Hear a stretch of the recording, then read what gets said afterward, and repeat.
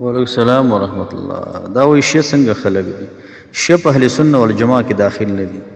شیعه ته لور خور نه ورکولی شي، نه ورنه کولی شي، نه شیعه پسې مونځ کېږي. شیعه چې ذبحه کوي هغه ذبح هم ته نشي خوړلی. د شیعه په دغه او دا کومې خبرې چې دي دا اتفاقي دي، دا اتفاقي خبرې دي. اما سیاسي لحاظ سره خو د افغانستان دپاره دا خلک ښه نه دي تمام.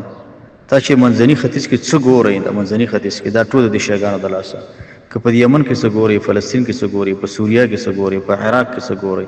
تاسو ګورئ په عراق کې صدام حسین سني حکومت و، هغه لرې شو، د شیعه حکومت پکې راغی. دا ټول د دې خلکو لاسوهنې دي او دونه دفاع جایز نه ده. دا په اسلام کې داخل دی که خارج دي؟ دې باره کې د تقي عثماني صاحب ځواب زما ډېر خوښ شوی دی. تقي عثماني صاحب نه چا پوښتنه کړې چې شیعهګان مسلمانان دي که نه دي؟ هغه ویلي چې موږ د دې په اړوند ځواب دوه حصې کوو، یو علی التقیید، یو علی الاطلاق. علی التقیید دا معنی چې سړی داسې و چې مطلق شیعه کافر دی، دا هم د ډېرو علماو نظر دی، خو شیعهګانو کې دننه فرقې ډېرې زیاتې دي. علی التقیید دا معنی شیعه نه پوښتنه کوي تر صحابو باره کې څه نظر لري، قرآن کریم باره کې څه نظر لري، د ابوبکر د عمر رضی الله عنهما د دې صحابه کرام باره کې ستا نظر څه دی، د عایشه صدیقه رضی الله عنها دې باره کې ته څه وې. او تاسو ګورئ د شیعهګانو منځونه د سننو په شان ته نه دي.